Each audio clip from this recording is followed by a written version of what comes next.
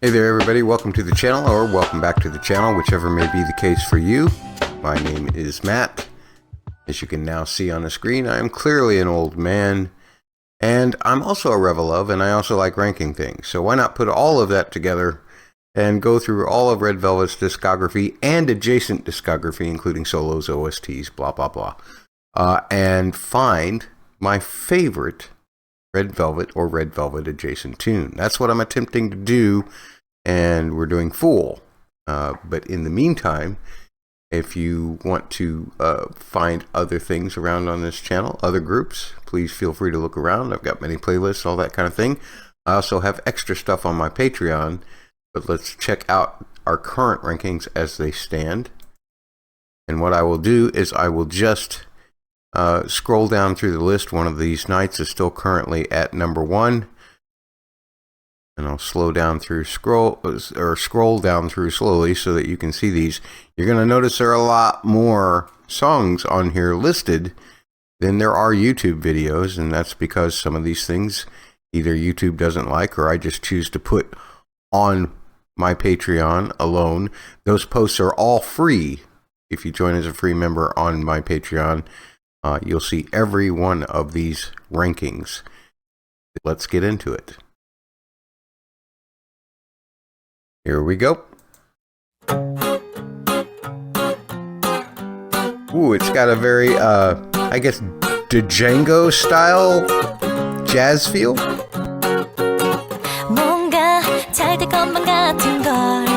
Except that's not a Selmer guitar. Nice. Chords are above my head, but I love that tritone substitution right there. 2, 5, 1. Ooh, 3. Chromatic down to 2. Nice. I love those oohs.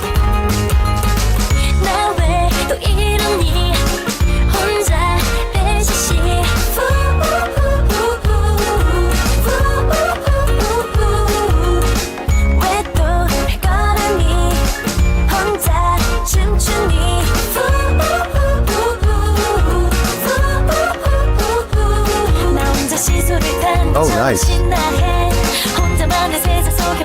4, 3, 2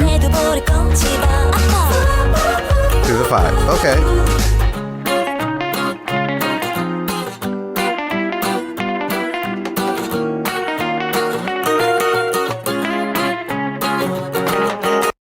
I like all the different guitars. At first, the strumming style is very Django-style jazz, but that's about the only thing that's characteristic to that genre.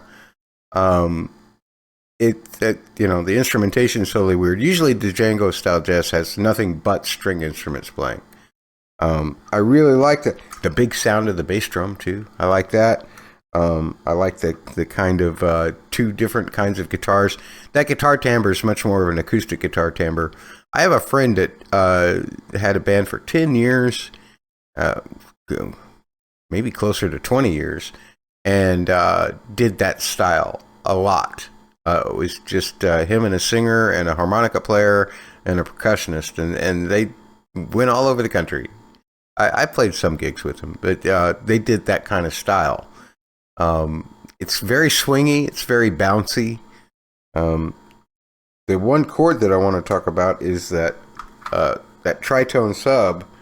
What I mean by that is it's a chord that doesn't normally fit in the key, but because the 3rds and the 7ths match up, it works. So you start out with that D flat, then you go to a G7. Now normally you can have a D flat 7. Let's see, what would be a best way to put that? All I did was change what the root is.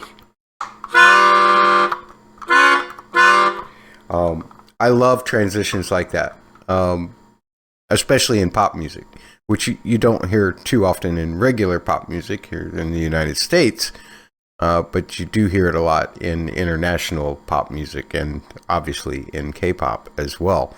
Really like it. And then I love the difference between that. It's kind of an edgy, bouncy thing, and then all of a sudden there's all the smooth, almost crooning kind of ooze in the background. That's really cool. The progression is decent too. It is kind of a very jazz oriented progression in terms of the qualities of the chords and everything. So that's fun. Let's go back just a little bit. What was that?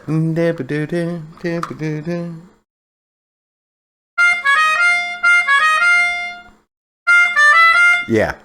So the guitar player just made that second line change to fit the G7 chord as opposed to the D flat. Cool.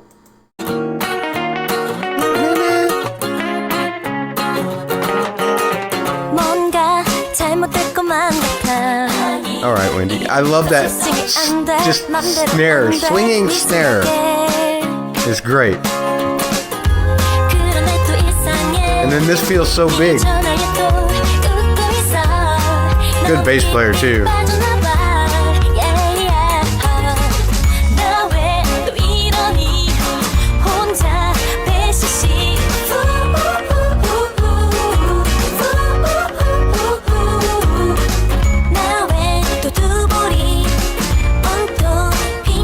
It's a 6 dominant 7, which is cool, but very typical of Korean music.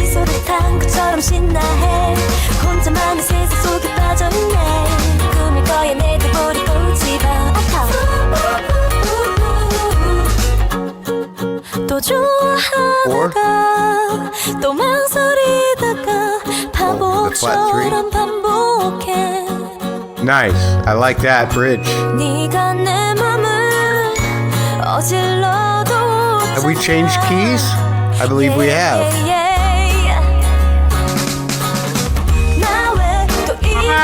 Yeah. They changed keys to E flat. We were in D flat before.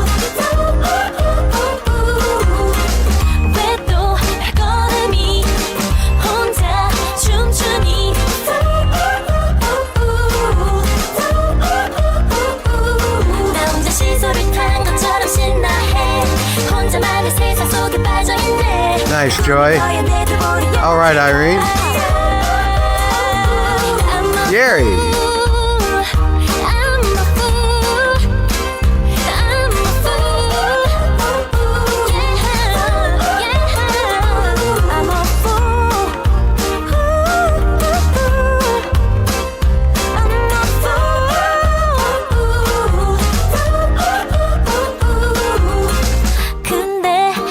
Oh, I'm back to the beginning. Nice. Sugi sounds great. Nice retard.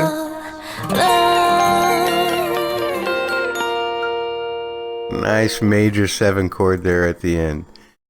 That's very cool. Yeah, in the bridge, they just modulated to E flat. I put the chords over my head. That was fun. One of the things that I love, especially with guitar instruments, and you would think it wouldn't be the case, but there are sometimes when you get so high up in the barring of chords with guitars that the timbre changes a lot.